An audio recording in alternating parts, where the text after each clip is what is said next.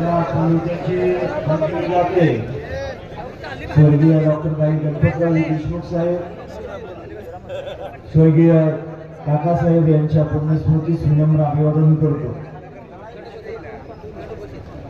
या भागाचं आणि राज्यामध्ये प्रसिद्ध असणारं तुम्हा सर्वांचं दैवत स्वर्गीय कोळेकर महाराज या गटाचं ज्यांनी नेतृत्व केलं असे स्वर्गीय जगन्नाथ कोळेकर साहेब, स्वर्गीय किसन कोळेकर साहेब, स्वर्गीय रामचंद्र दादा, स्वर्गीय विलास देशमुख सर, स्वर्गीय आनंद आंदर यांच्याही पुण्यस्मृतीस विनम्र अभिवादन करतो।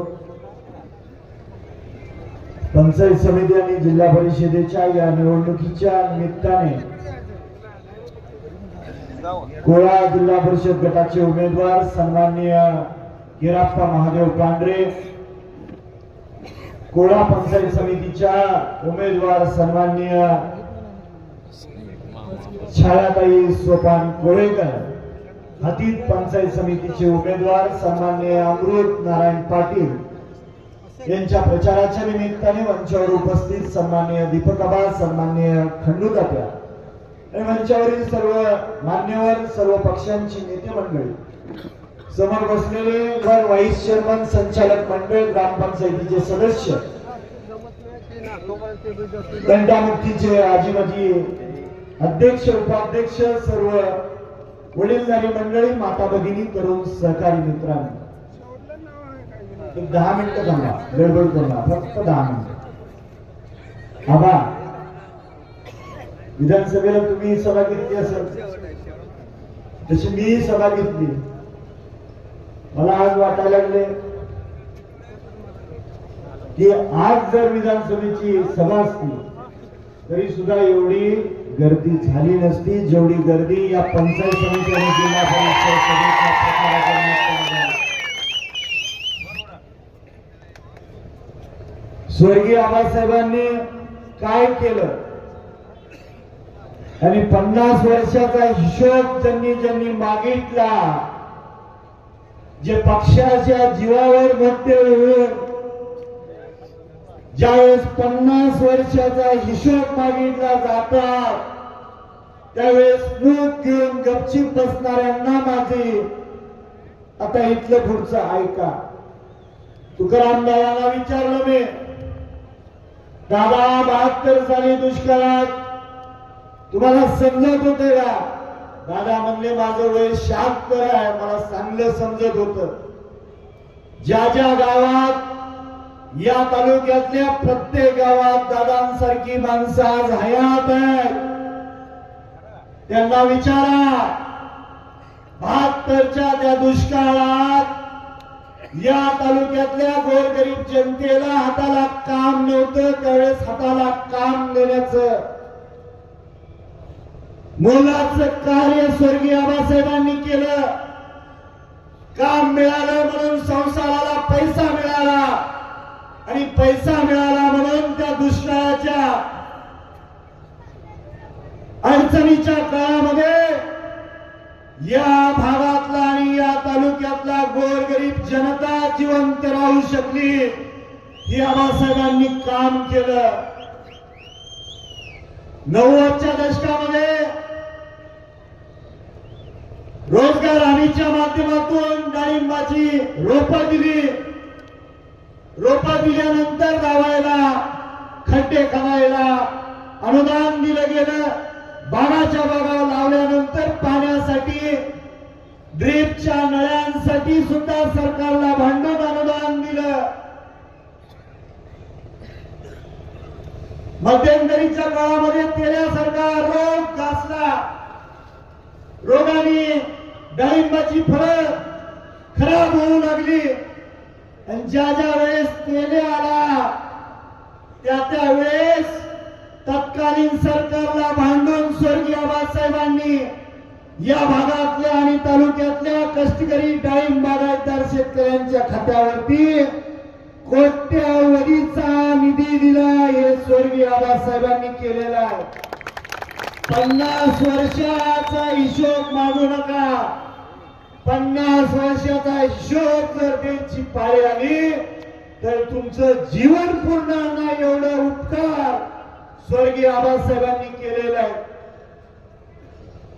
कोण जर म्हणत असेल पाणी आम्ही आणलं आणि भविष्यात पाणी आम्ही सोडणार आहे, तुमच्यासारख्या कार्यकर्त्यांना स्वर्गीय आबासाहेबांनी सोबत घेऊन 25-30 वर्ष पाणी परिषदा केल्या आणि 97 पासून त्यांना 7 दीपक आबांनी दिले.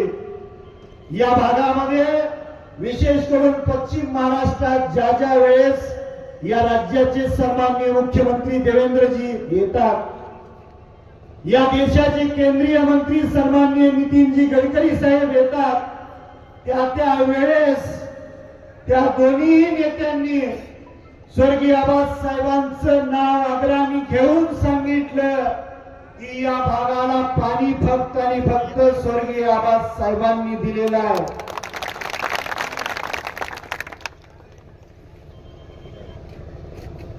विकासाच्या गोष्टी कालच्या सभेत झाल्या, आपल्याला कोणावर टीका करायची नाही, पण वास्तव समोर आलं पाहिजे.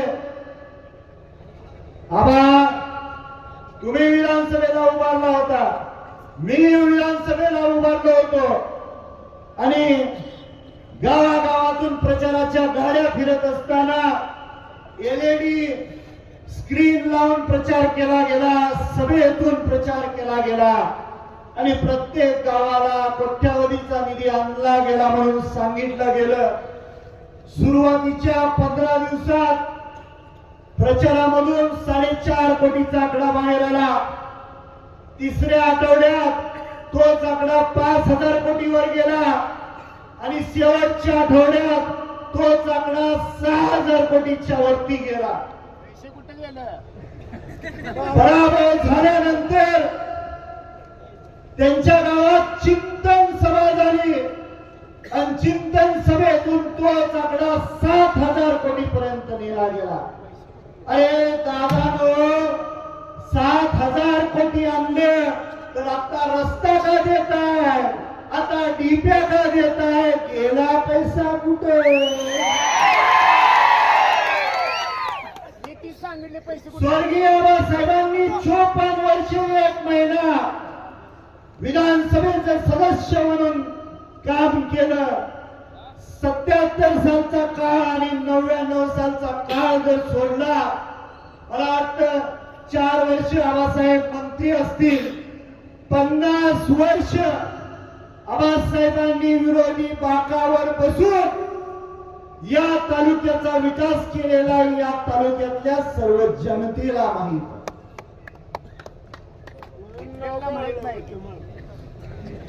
आज या गोळागडाचे उमेदवार सन्माननीय छायाताई सोपान खोळेकर, तुम्हाला सर्वांना माहित आहे सोपान काजी आणि तुकाराम काजीची जोडगोळी, त्यांच्या माध्यमातून डाळिंबाच्या शेतीच्या माध्यमातून या भागामधल्या गोरगरीब जनतेची सेवा त्यांच्या हातून घडलेले निष्ठावंत कार्यकर्ते. नारायण तात्यांनी जोडणी आणि हातीत पंचायत समिती गणाची सेवा केली, अकाली निधन झालं. त्यांचे वडील स्वर्गीय शामराव पाटलांनी सुद्धा त्याच पद्धतीनं शेका पक्षाचं काम करत असताना त्या भागातली सेवा केली. आज वडिलांचं छत्रछाया हरवल्यानंतर या पक्षाची रीत आहे म्हणून अमृत पाटलांना आपण उमेदवारी देत असताना गणातल्या प्रत्येक गावातल्या कार्यकर्त्याला विचारलं की बाबांनो, तात्यांचं अकाली निधन झालं, आपण द्यायची का? प्रत्येक गावाने सांगितलं आमची माघार आहे फक्त आणि फक्त आम्ही अमृत पाटलाच्या पाठीमागे आहे.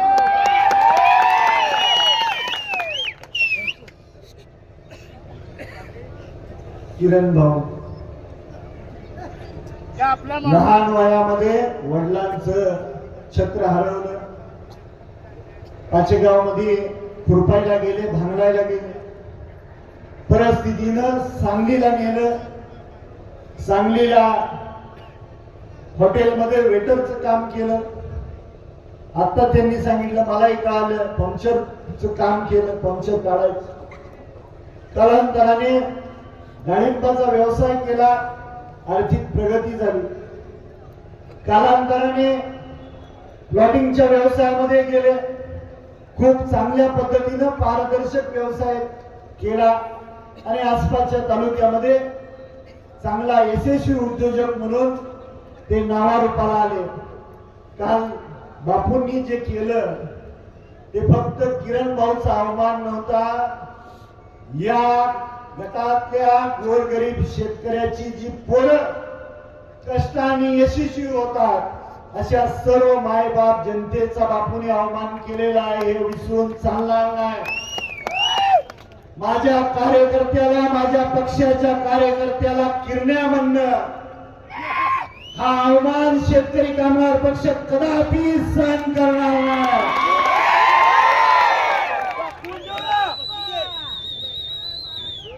आणि त्याच्यापेक्षा पुढचं पाऊल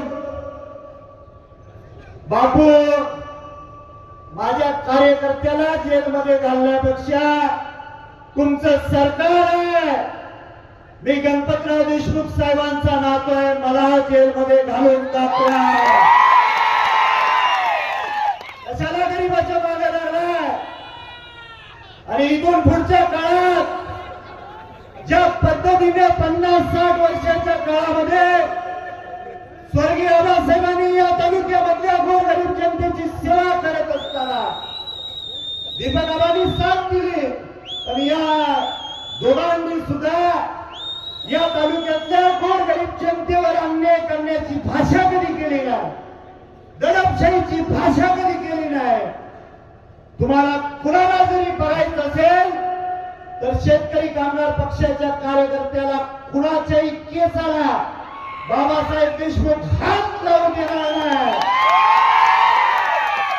जे करायचं आहे ना, लोकप्रतिनिधी म्हणून मला करा, पण माझ्या या तालुक्यातल्या गोरगरीब जनतेला तुमच्या दादागिरीने दाबण्याचा प्रयत्न करू नका. ज्या सभेमध्ये तुम्हाला पराभवाची शंका आली तुमच्या उमेदवारांची, त्यावेळेस स्वर्गीय आबासाहेबांचं नाव घ्यावं लागलं तुम्हाला. आमच्या नेत्याचं नाव घेतल्याशिवाय तुम्हाला सभा करता येत नाही, आणि आमच्याच नेत्याच्या कार्यकर्त्याला जेलमध्ये भाषा करता जेलमध्ये घालायची ही विचारसरणी या तालुक्याला कधी शिवली नाही, आणि भविष्यात आम्ही कधी शिव देणार नाही, हा माझा तुम्हाला शब्द आहे.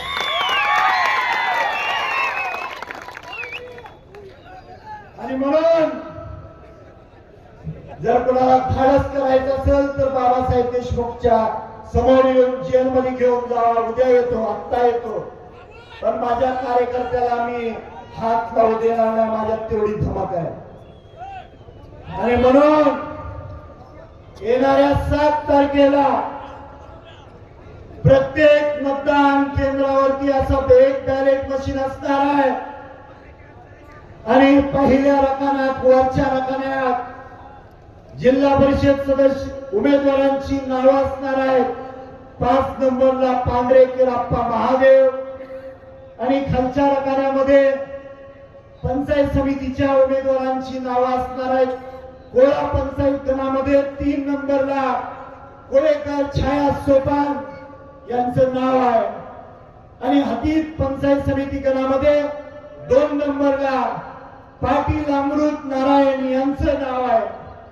या तिन्ही उमेदवारांच्या नावासमोरचं चिन्ह आहे नारळ, आणि नारळासमोरचं बटन दाबून बहुसंख्य रूपाने मतदान रूपी आशीर्वाद द्यावा, आणि 9 तारखेला परत या चौकात चांगल्या पद्धतीने जल्लोष करावा, एवढी विनंती करतो.